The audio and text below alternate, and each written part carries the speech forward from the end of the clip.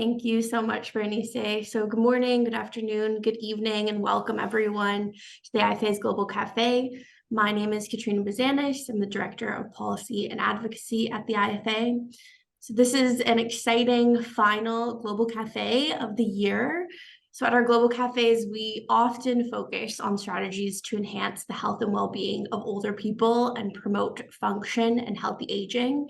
And so in fitting with the final Global Café of 2023, today's session is no different. Today, we're discussing rehabilitation, which is often overlooked in its importance in healthcare delivery and the impact that it has on quality of life and allowing people to reach their fullest potential. And with us today to discuss the importance of strengthening rehabilitation and health policy and systems is Professor Walter Frontera. Professor Frontera is a professor in the departments of physical medicine and rehabilitation and physiology at the University of Puerto Rico.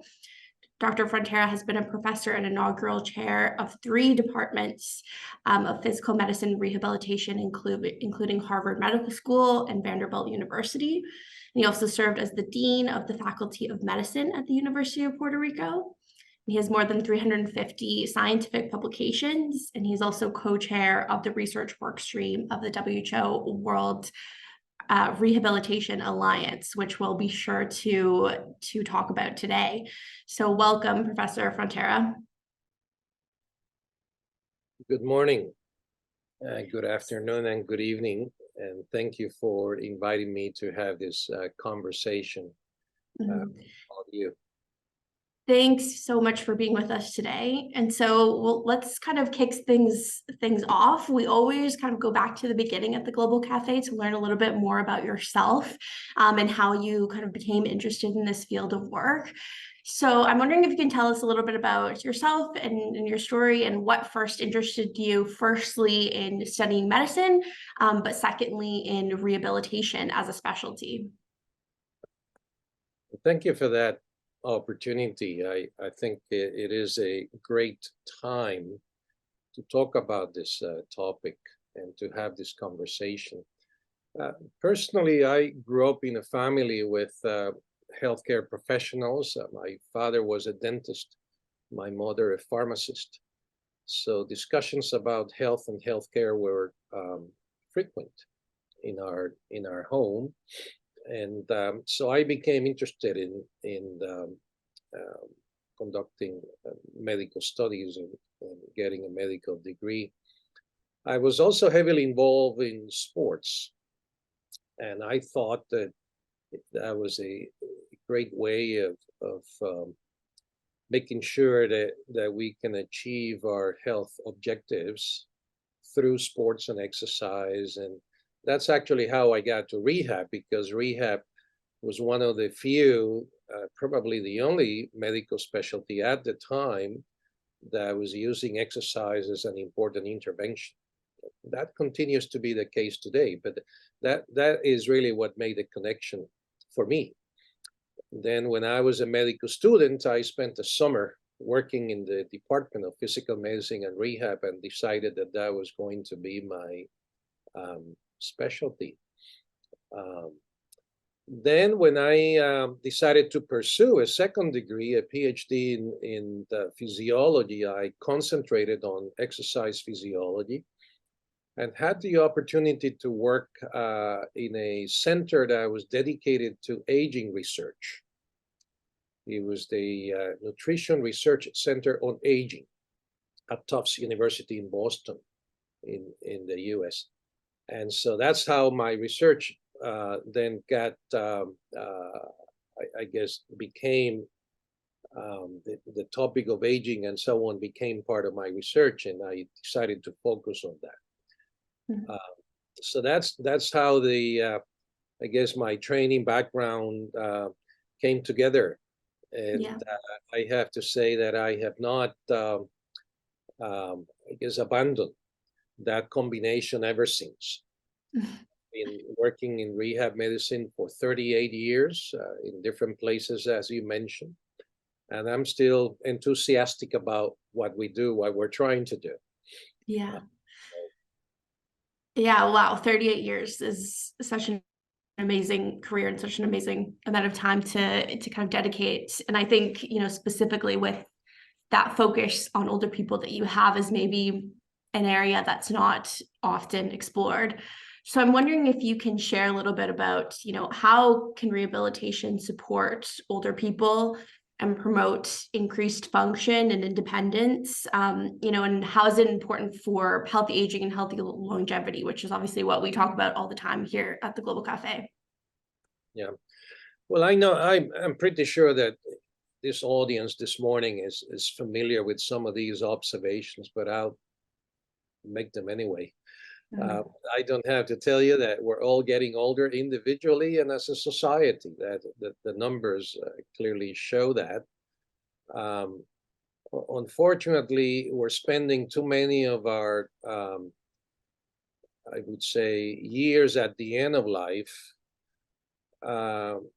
in a state of health that is not optimal, with a decline in functional capacity that doesn't help us continue to live an independent life.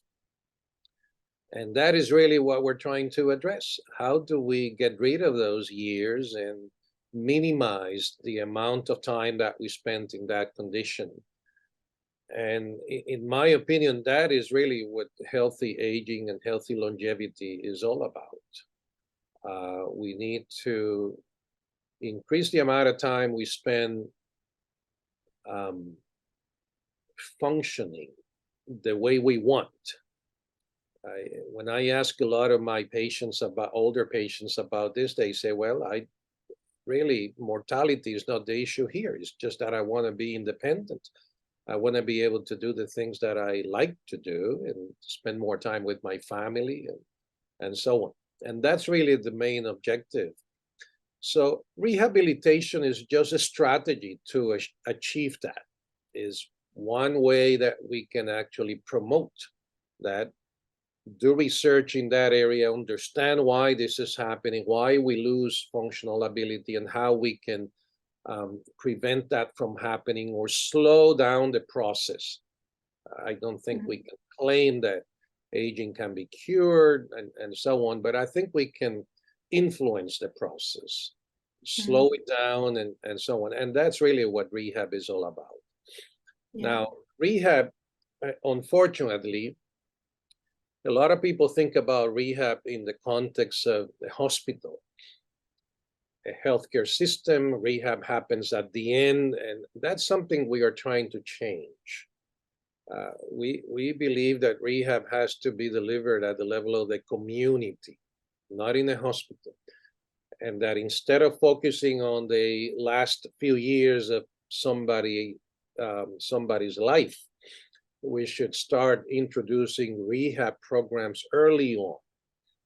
And that in many places and countries, this is now being called prehab, because you do it before something happens that may result in an impairment. And that requires a change in the way we think about rehab. The other issue is that a lot of rehab services, independent of the level, should be offered in the community, in primary care clinics, for example, in community centers. So we shouldn't wait until someone requires very high-level rehab in a rehab hospital to actually think about it, is the point. So we're trying to kind of change, redefine, reorient rehab in a way that is closer to people that may need it, with the main objective of enhancing functioning. That's the key. You know, to put it in a different context, whenever you think about indicators of health, people use two, officially in statistics and systems and so on: morbidity and mortality, frequency of illness and death. And what we're saying is those may be important to follow and track and so on, but we need to add functioning to that group of indicators. Functioning should be an important indicator of health, and we should make an effort to enhance functioning. because of that. Mm-hmm. So a few questions that kind of nicely lead into some of the thoughts that I had noted down. But first of all, just to kind of jump on that point, do we have good indicators to measure function? Because I think that's maybe one of the challenges that we see is that we, morbidity, mortality, we kind of have these really defined definitions of what that means. But for function, I'm not really sure if we have those kind of definitions that, then kind of goes into, well, what does it really mean to improve function? And then it kind of adds to how we make the case down the line to, in health policy and health systems. Right. That it's an excellent question. And this is one of the reasons why we believe that we should invest in research. Mm-hmm. So we can do a better job at defining function and functioning and developing tools to measure it. Now, if you ask someone, do you understand what functioning is? People usually say, I do. I want to go to the park. I want to walk with my granddaughter. I want to be able to work. I want to be able to think independently, and so on. So people really know what this means, but it is sometimes difficult to put it all in a single sentence. And so in that sense, defining morbidity and mortality is easier. Mm-hmm. But defining functioning may not be that easy. So we need to do more work with this. Mm-hmm. And then, of course, as soon as you have a definition, then you can get into the issue of, well, then how do you measure it? And we do have a lot of tools out there that are fairly simple that are used in the population of older adults that will give you a very good sense of how the person is functioning. Mm-hmm. Let me say, by the way, that we're having in next February a workshop at the University of Lucerne in Switzerland, sponsored by the U.S. National Academy of Medicine, on this particular topic. Mm-hmm. And the purpose of that workshop is to come together, a group of experts of all WHO regions of the world will come together and work on this. How do we conceptualize functioning? How do we define it? How do we measure it? How can we apply this in real life? So your question is very timely. The workshop will be a good way of trying to answer your question in the future.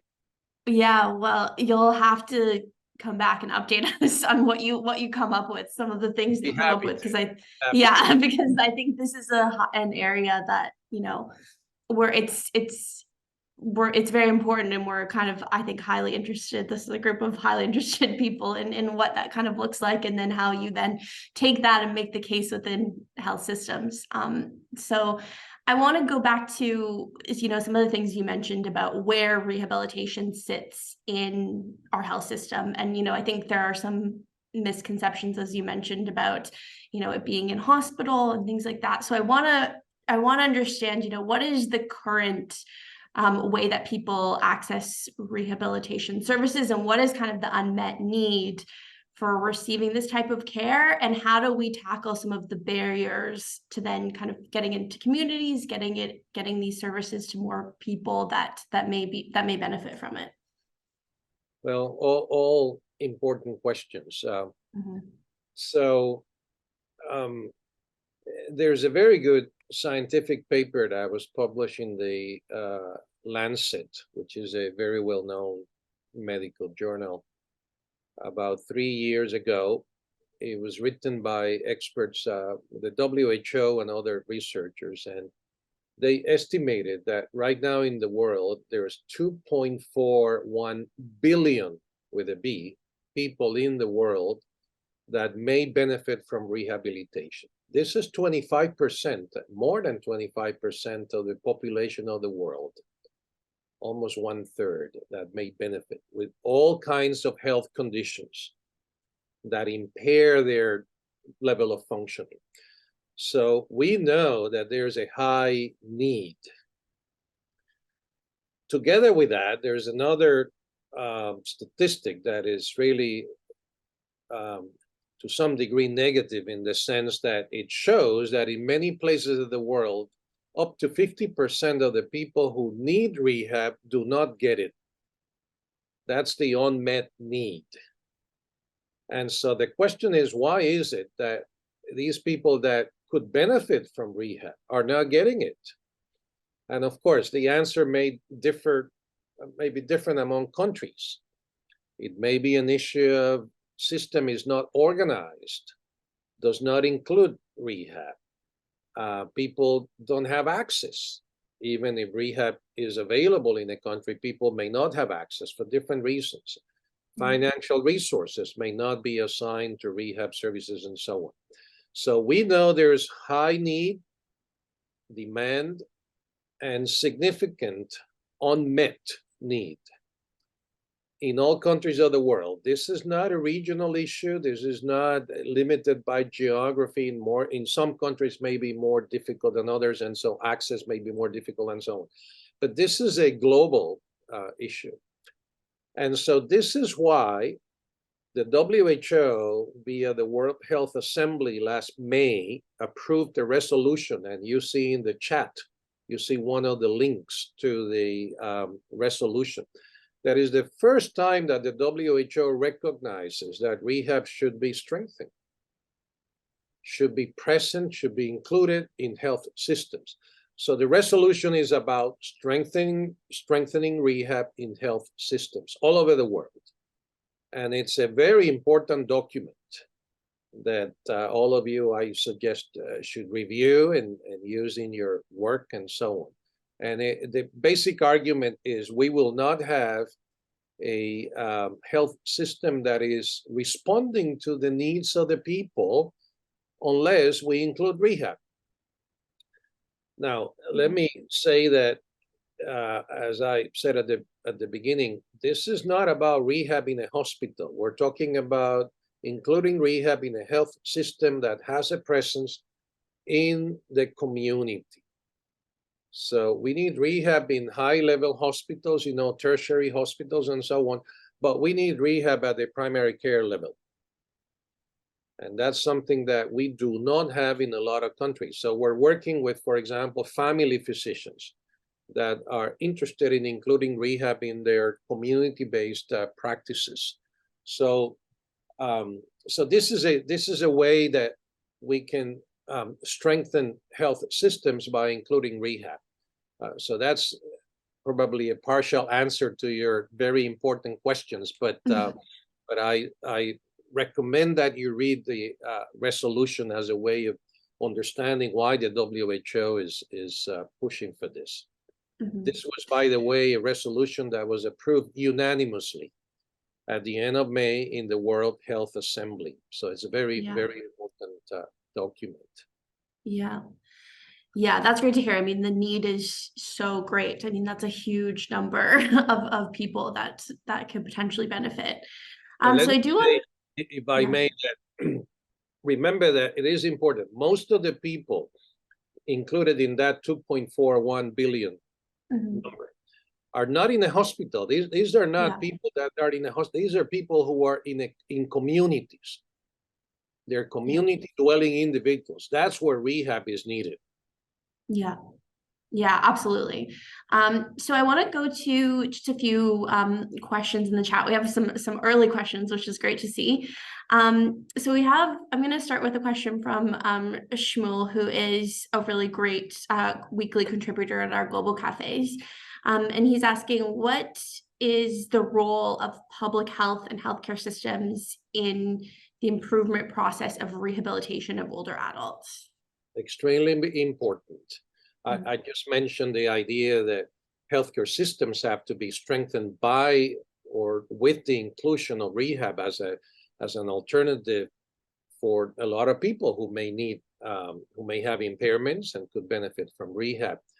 And as you well know, the frequency, prevalence of impairment is higher in older adults like myself. And so this is a very important population, that a group of people that we really need to to pay attention to their needs. Mm-hmm. Now, from a public health point of view, this relates to some of the other discussion topics. You know, one of the things we want to be able to do is to make sure that health systems are organized in a way, develop policies that favor rehab, organized in a way that includes rehab. And some of that work is done out of the coming out of health, public health entities, institutions, schools of public health, and so on. So we have an element here of policy and the development of services and systems that is really public health work that needs to be done. So rehab has to be inserted into that discussion. When we think about public health for a country, rehab has to be included in that discussion. It's not the only thing, of course, but it has to be included. And I think that is really what public health experts can do in this context. Mm-hmm. Yeah, thank you for that. And I'm going to follow up. I want to get to some of the questions in the chat, but I think there's a lot to follow up in terms of what that tangibly kind of looks like. So first, I just want to go to a question from Jacqueline Stark in the chat. Jacqueline, would you like to unmute and pose your question? Oh, you're muted. Yeah. I think the whole thing of using the term rehabilitation, I work with stroke patients for over 43 years, have language disorders, is that rehab is really more after something's happened. I think in our society, your pre-rehab is good, but I think we really have to think more in our society, especially with the number of dementia patients steadily climbing, that we have to do something to work against it. And I don't think we're doing that enough at all, or whatever. We have to really try and enhance their skills before they go downhill. And that's why I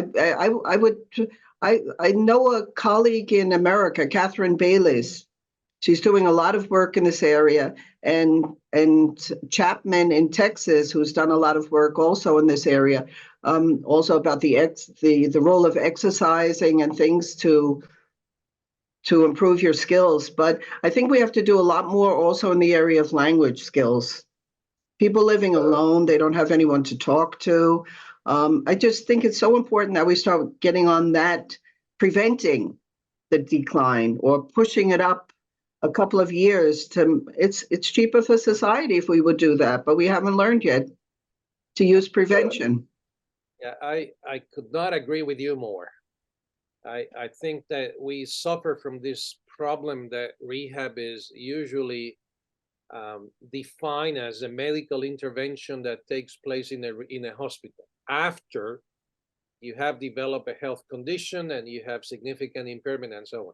And so one of the ideas of the workshop that I mentioned is to develop strategies to move away from that concept. Right. Clearly, some people need that level of service, no question about it. But we can do much more by moving away from that and focusing on the early stages of any process, even before symptoms develop. I mean, this is typical primary prevention. And we feel very strongly that in order to be successful at doing that, we need to move closer to the community, to entities, activities, people that do things that are really not in the healthcare system, quite frankly. They do things that are healthy, they improve the health of the community, but they are not considered part of the health system. And we would like to be able to introduce rehab at that level.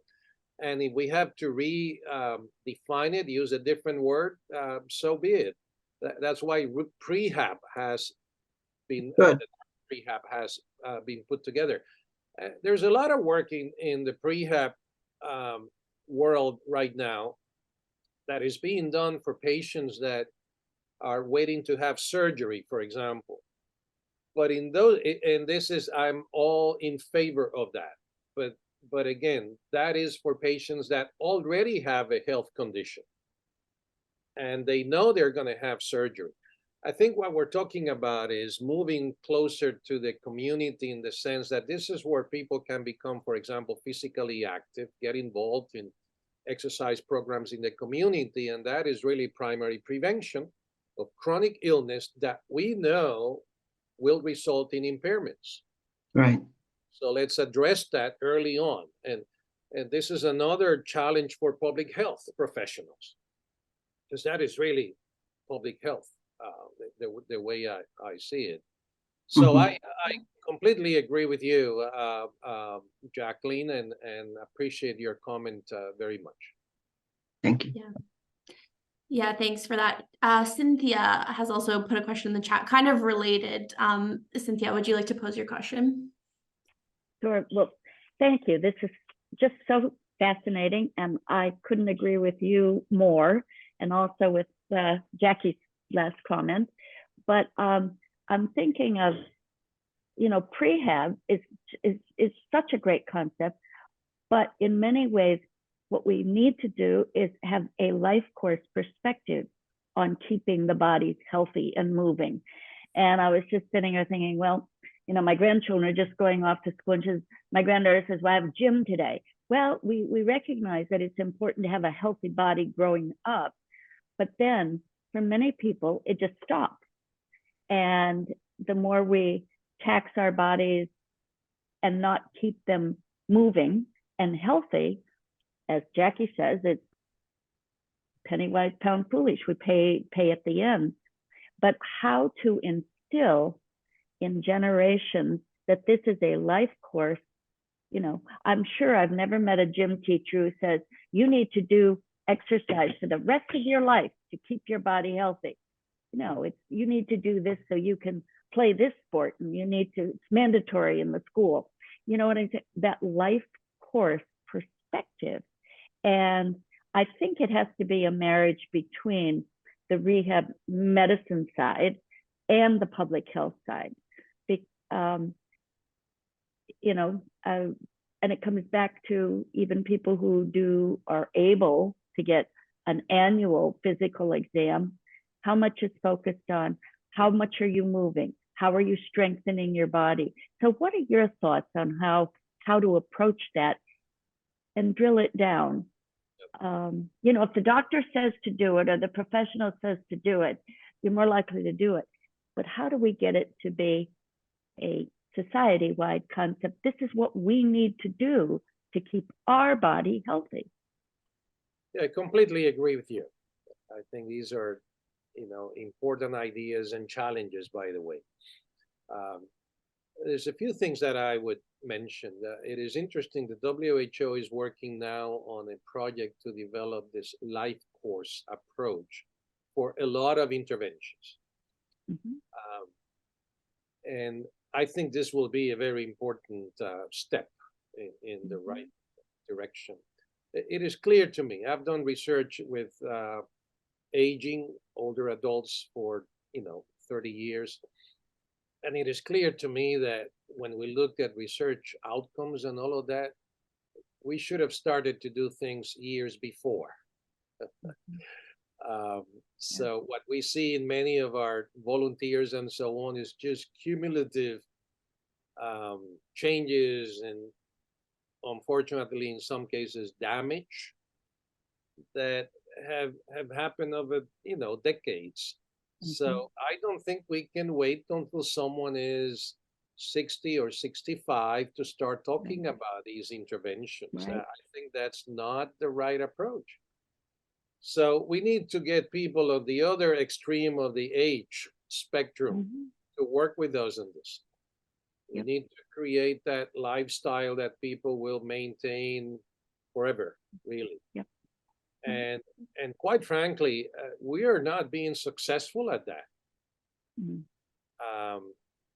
The amount of scientific evidence that exercise, for example, physical activity is good for you is abundant, is robust. We can continue to do research to understand better the effects of exercise, but we have plenty of scientific evidence to show that this is good for you. The problem is that as we grow older, the number of people that maintain a level of physical activity that is healthy declines, both men and women in all over the world. So then the question in my mind is, how do we change people's behavior? And so we need more research in that particular arena. How do we influence people's behavior? How do we get people on board, enhance compliance, make them understand that this is really important for them and for the community and society? So that's a challenge. And quite frankly, I think we need communication experts to do this. I don't think that science alone can do it. And by the way, I believe scientists are not good communicators in general. So we need people who know how to communicate the findings of scientific research to the community. And some of you may be experts in communication, and that's really what we need. This is why in the workshop that we have planned for Lucerne in February, we have a whole panel on advocacy. How do we advocate for this? How do we actually put a story together that will convince not only the people in the community, but perhaps even more important, policymakers? We have a lot of people making decisions about things like this, policymakers. We need to take the message to them and say, you need to invest. Let's say we go to the Minister of Health in a particular country and they have a unit for public health initiatives. We need to get to those people and convince them that they have to start early so we can prevent some of the impairment that older people develop, that exercise and physical activity, which is a fundamental part of rehab, should be included in those programs and so on. Now, those people, the policymakers, need to be convinced of this because they make decisions. They assign financial resources. They prioritize programs. We need to get to them. And so for that, I mean, your association, the federation and others that are part, for example, of the World Rehab Alliance, are working on this. So I don't have a single answer for you. I completely agree with your thoughts and comments, and so these are some of the things that I think we need to pay attention to. Thank you. Yeah, thanks, Cynthia, for that question. I want to get to the World Rehabilitation Alliance because, as you mentioned, that is kind of a vehicle to doing some of this work. So I'm wondering if you can tell us a little bit about what that alliance is all about and some of the work in more detail that alliance is doing to move this agenda forward. So the World Rehab Alliance was put together about 1.5 years ago. So it's a completely new entity. It is hosted by the WHO, and it is an alliance of organizations, of academic institutions, non-governmental entities, groups of patient advocacy groups, and so on. So it's a very diverse group of organizations. We have right now, I believe the number is 85 groups from all over the world. These are entities that are active in many, many countries. Essentially, almost all of the countries are represented. And what we do is we ask each of the organizations to elect or select a representative that then represents that organization in the alliance. The work of the alliance is divided into 5 work streams. And there's a website, if you want more detail, that is in the chat, the World Rehab Alliance. You can go there, understand, perhaps read more about the alliance and so on. But the work is divided into 5 work streams. Number 1 is primary care. And the focus is rehab in primary care. Number 2 is workforce. Healthcare providers at different levels that work in this arena. Number 3 is research, and that is the one that I co-chair with Abdul Ghaffar, who is a health policy expert from Pakistan and the WHO. Then we also have external relations. So the idea is to work with other entities that may have similar goals, objectives, and so on. And the last one is emergency and disaster preparedness, because there's a lot of rehab that needs to be done early, immediately after a disaster. So that's, of course, different than what we're talking about today. But those are the 5 work streams that we have. And essentially, what we do is advocacy. If I were to put it all in one word, is advocacy. That's what we do. We advocate for rehab in primary care. We advocate for training of health professionals that can help us with this. We advocate for research in policy, systems, and services, and so on. We have experts that work with us, experts in communication, that are leading our efforts, how to communicate this message to policymakers and so on. Of course, with the WHO hosting us, they can help us get to the ministers of health in all countries around the world. But this is not the only target, I would say, in a positive way. It's not only the minister that we want to talk to. We would like to talk to a lot of other people. For example, workforce training requires that we talk to universities, academic institutions. That's where people are being trained. Research advocacy requires that we talk to research institutes and researchers and so on. Let me say that in the website of the Alliance, if you go to the website, there is an editorial posted there that you can download and use it with, it's open access, so you can use it in any way. It's a 2-page editorial that explains why research in this particular case is important. That's an editorial that I wrote. It's focused on research, specifically on research, because we believe this is an important tool for what we want to accomplish. The Alliance is still receiving applications from entities all over the world to become members. When you apply for membership, you can choose one of the 5 work streams. And you can say, well, my organization would like to be represented in the following work stream. In fact, you can send a representative to all of them. There is no limit.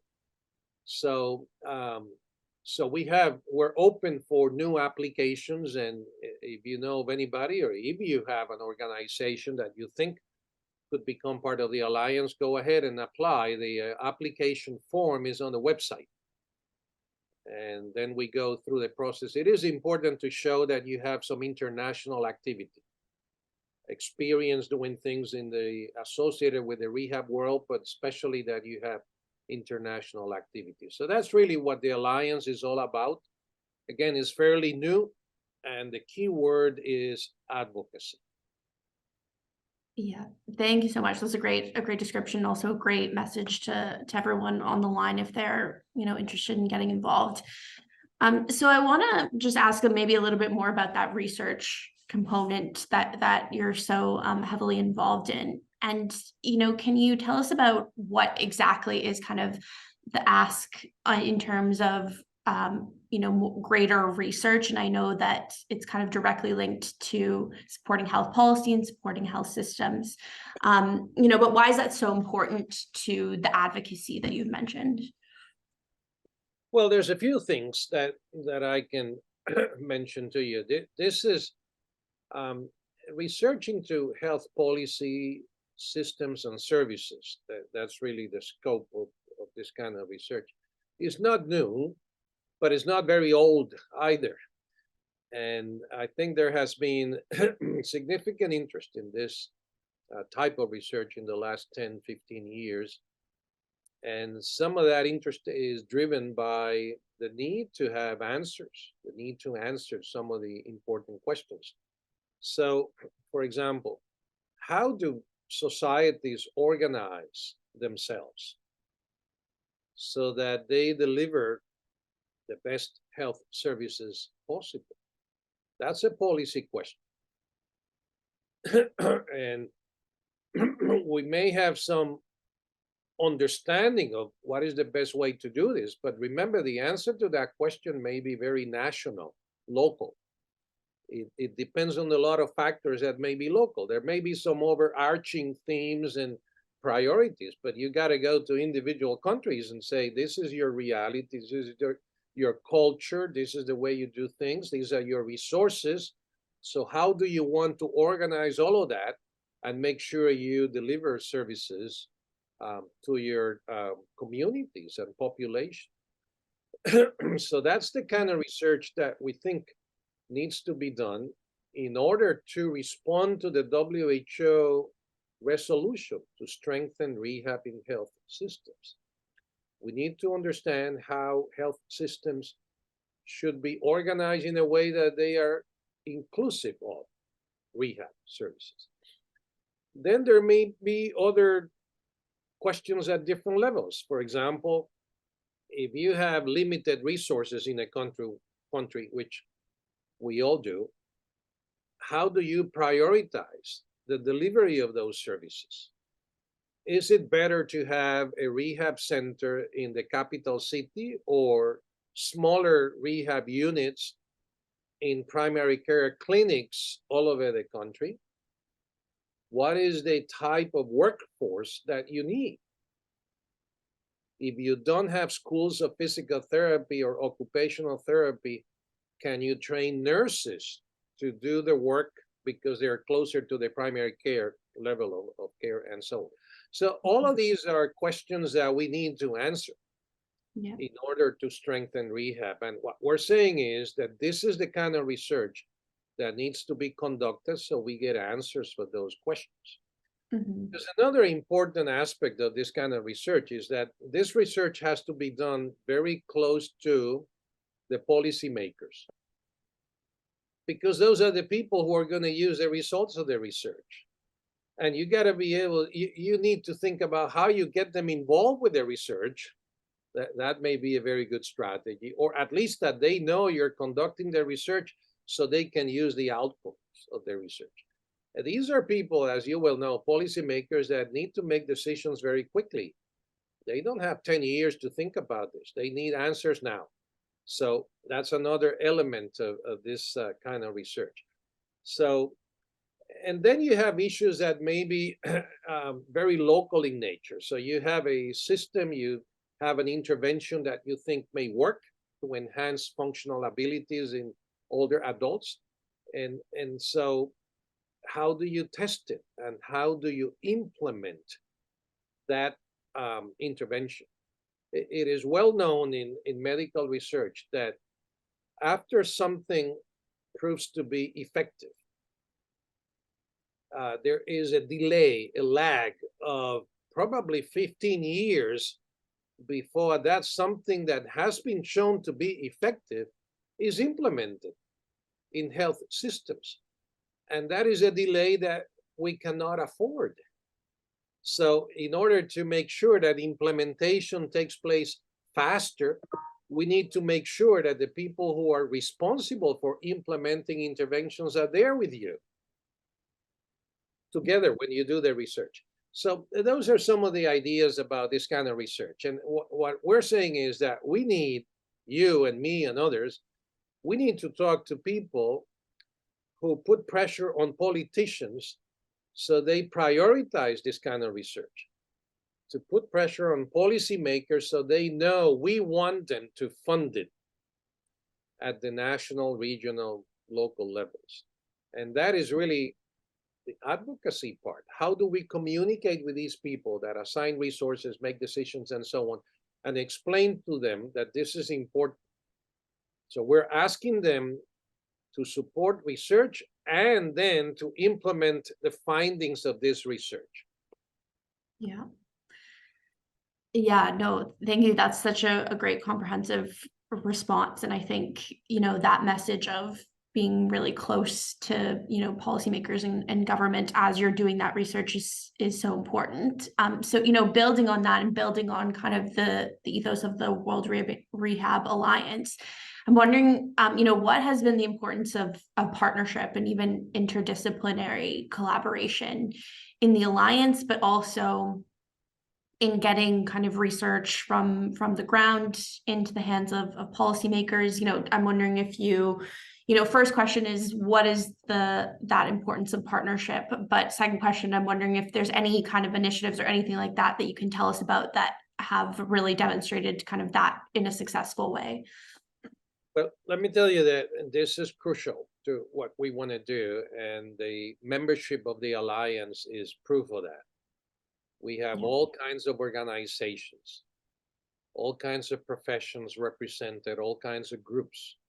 And what we're trying to do is work together, because everybody brings a different perspective. But at the end of the day, we got to get together and define our actions, get everybody to support those actions. And the only way you can do that is by having strong partners. Partnerships are not a strange concept in research. In fact, when you look at research literature, you identify usually four fundamental elements to the building of research capacity. You need researchers, of course, that's the workforce. You need infrastructure, places to conduct the research. You need financing, and you need partners. And part of the reason for that is that a lot of the questions that we want to answer with this kind of research are transdisciplinary. They require experts in different fields. When you're developing health policies, you need public health experts, but you also need economists. You may need lawyers, you may need medical doctors, you may need other health professionals. So this is the kind of research that you cannot do unless you have a team that has an interdisciplinary approach to this. And so building partnerships is crucial to what we're trying to do. For the same reason that if we're going to advocate for this, we're going to need to build partnerships with groups in the community, locally, regionally, nationally. This is extremely important. So that's what we're asking you to do. The IFA, but also the individuals. We got to come together. We have a very similar mission.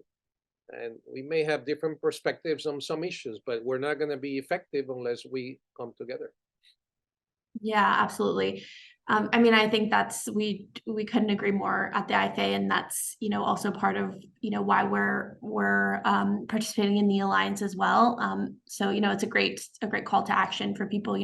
That interdisciplinary work is really what get things across the line. So my next question is really on, if there's any kind of successful initiatives or anything that we can point to as, this was a really great, use of rehabilitation, or whether that's kind of at a country level or at a local level. I'm wondering if there's anything that you've seen that has been, sort of a case study to pick up on kind of rehabilitation in primary care. Yeah. So in terms of the Alliance, it may be too early for that, because we started working together about 1.5 years ago. Yeah. We do have several projects that are being implemented in each of the work streams that we believe will result in that kind of outcome. The primary care group is working with the World Primary Care professional entities. And the idea is to actually raise awareness among primary care physicians that this should be part of what they do. This is not the case at this point in time.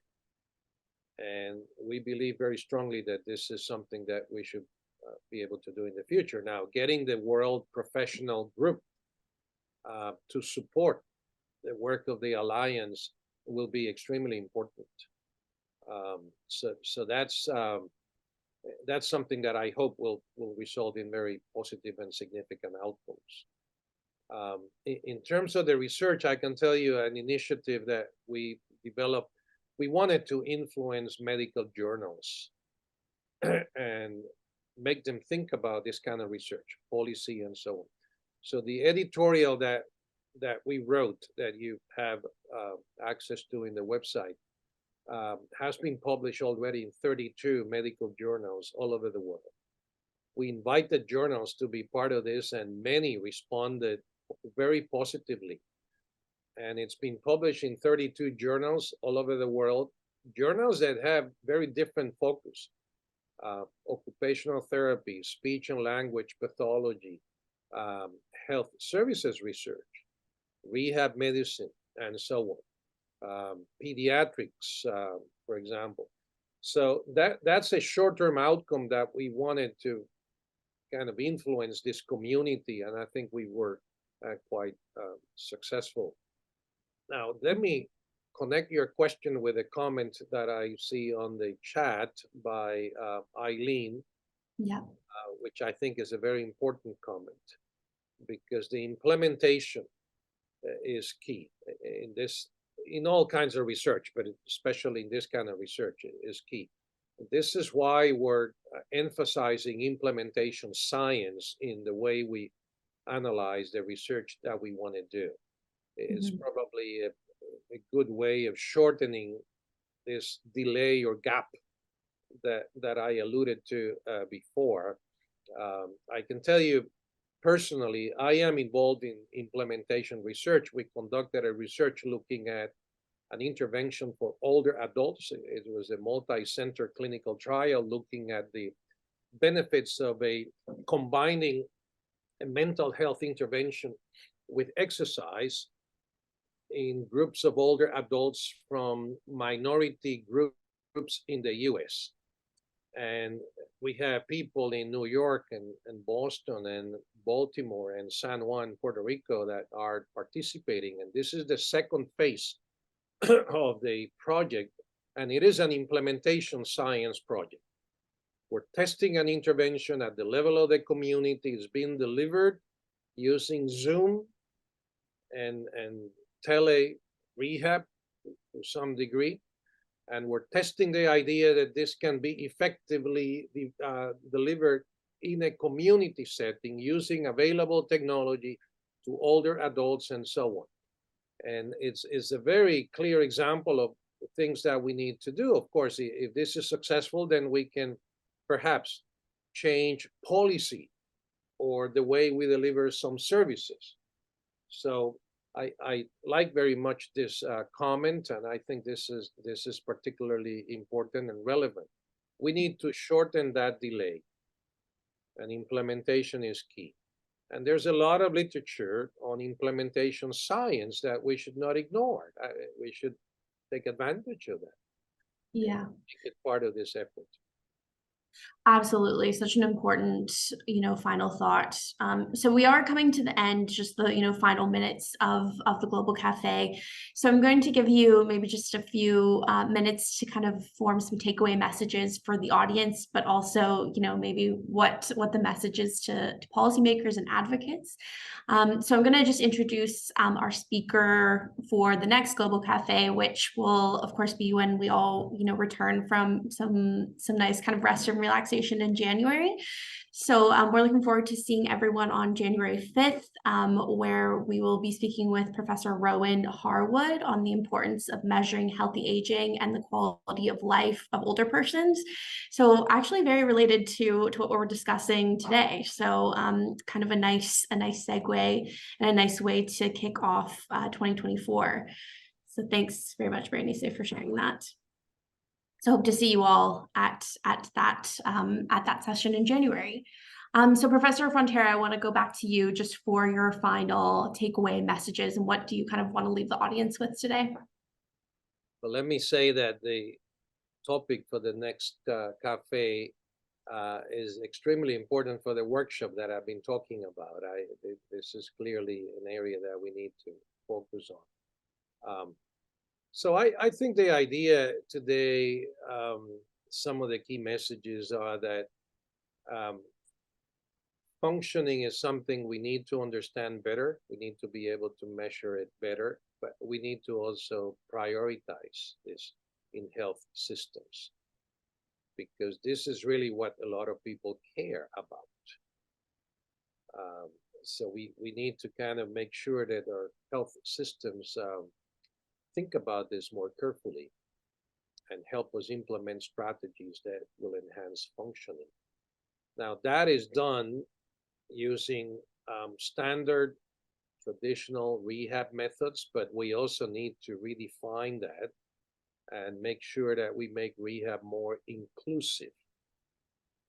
And so it's not limited to the end of the disability or health condition, that we do it before that.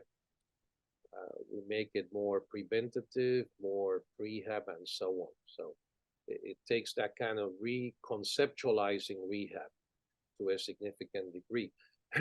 Now we should take advantage, point number 3, of the WHO resolution that is opening the door to argue that rehab should be strengthening health systems globally.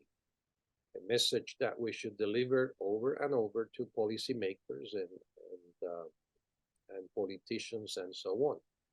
And number 4, that we're thinking that the World Rehab Alliance is one way of doing that, not the only way, but one important way of doing that. That's why we put it together. And so I invite everyone to follow the work of the World Rehab Alliance and help us deliver this message, communicate this message. Specifically, because it is the work that I do within the Rehab Alliance, is the research workstream. And it's specifically about research dedicated to policy, services, and systems. How do we best organize them? What are the best policies that we can implement so we can accomplish our goals? So those are some of the key messages. And I want to thank you very much for the opportunity, the invitation, and thanks all of the participants that have been here with us this morning, afternoon, or evening. And I hope that you will continue the work you do. Yeah, well, you as well, Professor Frontera, and I really encourage everyone to read some of the things that you mentioned, whether it's the resolution, but also the editorial that you mentioned, which I think has been dropped into the chat. So I really encourage people to check that out, because it really is a great call to action. So thank you so much for being with us at our Global Cafe. It was an absolutely great, informative session. And again, thank you to the audience for being with us, not only today, but a lot of you have been with us throughout the year, and we'll hope to see you again in the next year for more kind of really great, informative, and inspiring conversations at our Global Cafe. So wishing everyone a really happy holidays and happy new year, and we'll see you all back in January.